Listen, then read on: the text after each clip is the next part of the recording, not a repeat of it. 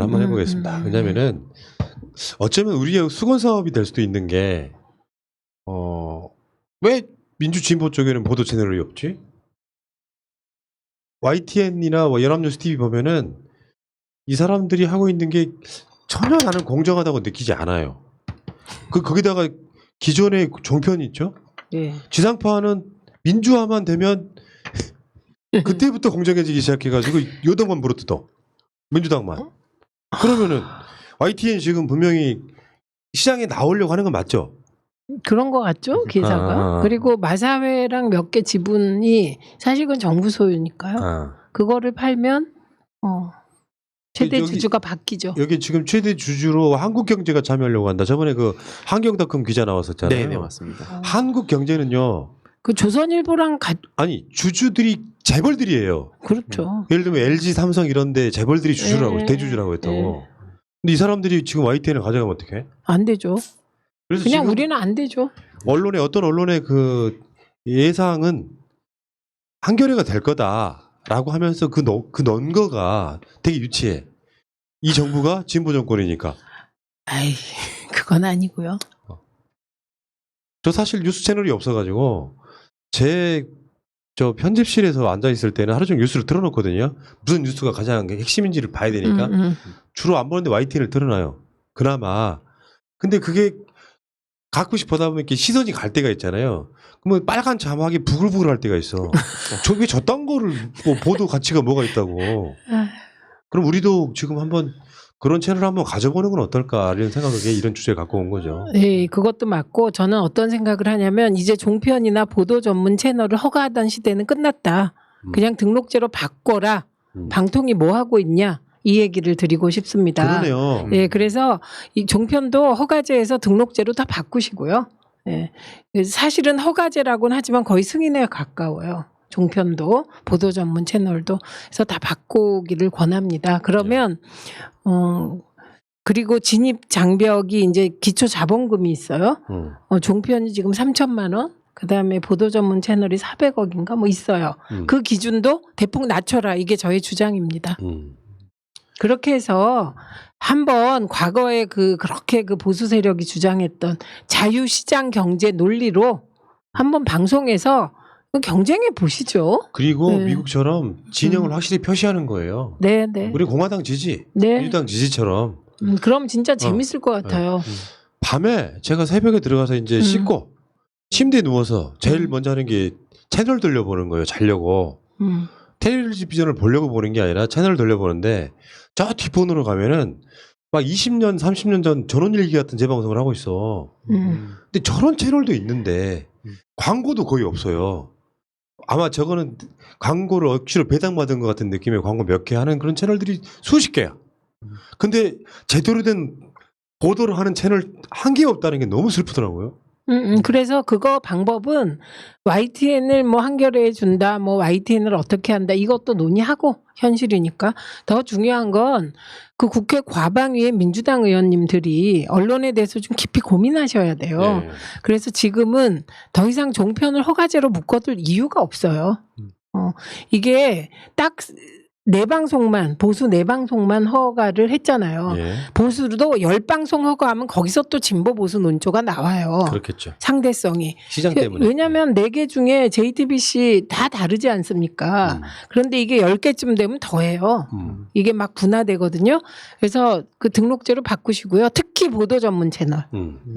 이거는 빨리 이거 등록제로 바꿔야 돼요. 네. 그게 저는 길이라고 생각해요. 그래서 뉴스가 공정하다고 느낀 채널 보게 만들면 되지. 네, 그리고 요즘은 이제 예를 들면 그러면 이런 것도 가능해요.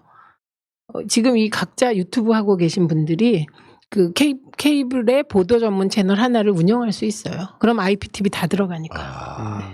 RTV도 그런 의미 아니에요. 좀 가깝죠. 시민의 방송 뭐 해가지고. 옛날에 RTV가 있었죠. 그런데 그때는 이런 제작 역량들이 없었어요. 아하. 지금은 제작 역량이 충분히 길러졌다고 보는 거예요. 그리고 사람도 많이 키워졌고 예를 들면 그런 연합 TV를 만들어서 황희두 같은 분이 거기에 청년으로서 사회 보는 거죠. 심지어 어떤 채널을 보니까 유튜브에서 유명하지 않은 분인데 요리하는 사람이야. 네. 그 사람 요리 시간이 1시간 이상에 배정돼 있어.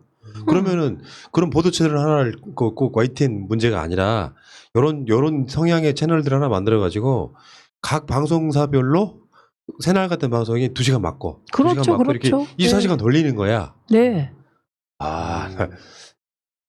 네. 그래서 이 채널에 만약에 시청률이 1%만 넘어가면 앞으로 당겨지는 거예요. 그건 SO 입장에서 보면 그 소위 그 플랫폼을 가지고 있는 사람들 입장에서 보면 선호하는 채널 국민이 그 채널을 앞으로 배치할 수밖에 없는 거예요. 그래서 종편이 받은 최고의 특혜는 앞부분으로 받은 거예요. 15, 16, 17, 18 이렇게. 그거 최시중이 한 거 아닙니까? 방통위원장 그러네. 하면서. 그런데 민주정부의 방통위원장들은 너무 민주적이세요. 근데 지금 언론사 기자들의 문제점은 특히 소위 말하면 그 기성 미디어 기자들의 문제점 뭐가 있냐면은 일단 민주화가 됐어. 그러니까 일단 자극적인 뉴스는 정부 공격하는 거예요. 근데 더 큰 문제는 공부도 안 하고 노력도 안 해. 취재의 노력을 안 한단 말이에요. 지금 우리가 여러분들 YTN 뉴스 같은 거 보면은 중계차 띄우고 기자 나가는 거 외에 심층 취재하는 게 있나요? 그러니까 노력은 안 해. 이게 게을러. 근데 장장 이슈 나오는 거 추미애 장관 아들이 말도 안 되게 불법적으로 휴가를 연장받았다며 거기에 계속 올인하는 거예요. 조국 장관도 마찬가지고. 그러니까 깊이는 없지. 말초적인 거 이야기하려다 보니까 그러면 내가 생각했을 때 이 기자들 차원에서 그러면 나경원도 보도를 해야 되지 않겠느냐. 박덕흠도 보도를 해야 되지 않겠느냐. 이런 식으로 뭔가 균형을 맞춰야 되는데 그것도 없어요. 제가 인력이 있으면 네. 지금 국회에 있었다면 저는 조국, 윤미향, 그다음에 이번 추미애 관련 보도에서 기자들 다 분석했을 거예요. 네. 누가 주로 어떤 보도를 썼고 다 분석해서 발표했을 거예요. 네. 그리고 그것뿐만 아니라 재판 과정에서 사실이 아닌 것으로 판명 난 거 1심에서 그런 거 다 해서 이 사람 오보 그래서 다 책임 물었을 거예요. 그러니까요. 아니 이거 할 수 있다니까요. 저 그렇게 했어요. 그래서 그 세월호 최초 오보를 밝혀냈잖아요. 네. 그러니까 내가 YTN을 틀어놓는 이유가 답답해요. 24시간 뉴스 채널이기도 하지만 그 뉴스 채널을 보고 그나마 YTN이 좀 나아요. 그나마 그 많은 것들 중에 좀 나아.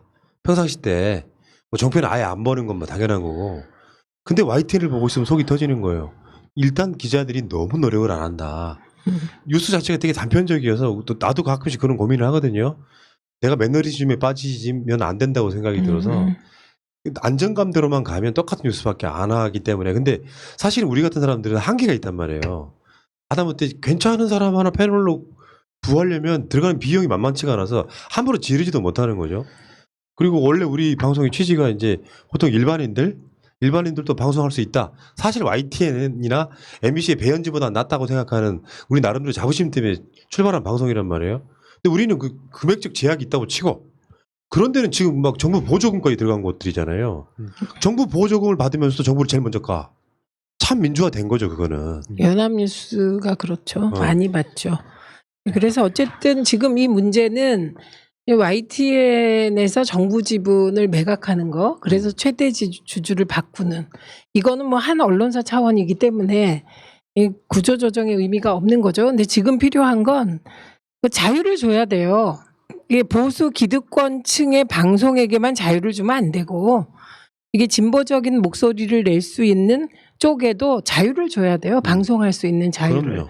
예, 그래서 지금 뭐 케이블이 선이 없는 것도 아니고 IPTV에 선이 없는 것도 아니고 위성에 선이 없는 것도 아니기 때문에 저는 뭐 보도 전문 채널하고 종편 전부 등록제로 바꾸고 대신 오보를 냈을 때는 확실한 영업적 불이익을 줘야 돼요. 그러니까 방송 취소하고 뭐하고 뭐 그건 뭐 지금 법 테두리 내에서의 갈등이고 광고 영업을 정지시키고 예. 그러니까 경제적인 페널티를 확실히 물려야 돼요. 예. 그래서 그렇게 이 방송법 체제를 재편해야죠. 네. 저는 지금 180석 민주당이 시대적으로 부여받은 임무가 이런 거라고 생각합니다. 언론 자유 개념을 확실하게 확립할 수 있는 법 개정. 그런 거 해야 된다고 생각해요. 민주주의를 위협하는 요인들을 이번 국회에서 제거하지 않으면 다음에 민주당은 엄청난 위기에 직면하게 돼요. 더 이상 기회는 안 올 것 같아요. 네, 그 왜 그러냐면 우선은 지금 이제 뭐 김어준을 비롯하여 푸나님, 뭐 이동영, 김용민 지금 버티고 있습니다. 시사타파 이종원 TV까지. 그런데 사실은 비제도권에서 제도권을 서포트하는 게 얼마나 한계가 있는 일인지 저는 알잖아요. 국회에서 일을 해봤기 때문에. 그래서 이것을 계속 되풀이해서 4년을 버텨내기 어려워요. 그리고 우리가 야당일 땐 버틸 수 있지만 여당일 때 힘을 줬을 때 일을 하지 못하면 우리 진영부터 무너지기 그렇죠. 시작하는 겁니다. 지지층이 무너져 버려요. 네, 네. 그래서 할 일을 확실하게 하셔야 된다. 네. 네. 그런 의미에서 채널 구독 좀 다시 한번 부탁드릴게요. 왜냐하면 아무것도 아닌 것 같지만 그게 큰 구독자 일이죠. 수 늘리려고 하는 네. 말이 아니라 네. 저쪽에 이미 100만 넘어가는 채널들이 생겼잖아요. 소위 말하면 네. 저쪽 대기업이 생겼단 말이에요. 네. 근데 왜 이 이야기를 드리냐면 이 구독자 분석 같은 거 하잖아요.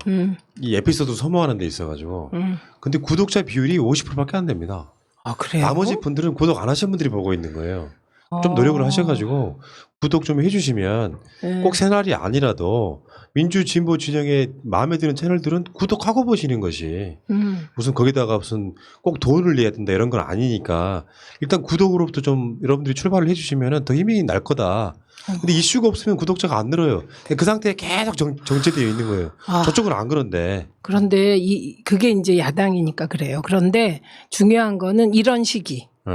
힘들고 제가 얘기했잖아요. 지치지 말고 포기하지 말고 끝까지 함께 하자. 이게 모든 일이 이렇게 산이 있어요. 사이클이 있어서 어느 것이 정점에 왔다가 하얀 곡선을 그리게 되고 버티는 시기가 오거든요. 지금 이 버티는 시기에 여당과 지지자들이 어디서 모이냐. 깨어있는 시민의 조직된 힘은 어디선가 모여야 된다고. 조직이 돼야 된다고. 정당에 모이고 새날에 모이고 이게 이렇게 모인다는 거예요. 그래서 그걸 다져줘야 반드시 역사는 반동이 옵니다. 제가 사학과 나왔잖아요. 역사의 흐름에서 진보가 직진하는 일은 제가 단 한 번도 없어요. 반드시 반동, 나선형 구조예요. 그래서 지금 보세요. 우리가 촛불 집회로 이게 박근혜 탄핵, 대통령 당선, 그다음에 촛불 집회, 검찰 개혁, 공수처 9월까지 될 줄 알았죠? 안 되잖아요. 법이 있어도 안 된다니까. 그래서 지치지 말아야 하고 지금 버티는 시기라는 거예요. 맞습니다. 네, 네. 그럴 때 새날에 모여주세요. 새날에 모여서 구독하고 그리고 하나라도 더 에피소드 많이 보도록 퍼나르고 예. 이러면서 우리 저변을 확대해 나가야 되는 예. 거죠. 그래서 제가 황희두 청년에게 얘기했잖아요. 저렇게 일하는 거라고. 예, 맞습니다. 우리 옛날에 그렇게 새로운 걸 개척하면서 여기까지 왔어요. 그러다가 새날이 왔어요. 예. 제가 많이 했던 말 중에 하나인데 이명박 박근혜 때는요. 저는 제 역할은 확실히 인지를 하고 있었어요. 시민들이 흩어지지 않게 모으는 역할을 하는 거예요. 그렇죠. 그래서 여러분들 10만 명만 있으면은 역사 바꿀 수 있다. 그러면서 그 사이사이에 민중 총궐기도 깃발 들고 나가서 뭔가 이런 것들이 흩어지지 않게만 만들어 놓으면 언젠가 촛불 집회 등을 통해서 박근혜 탄핵하는 시간이 왔던 거거든요.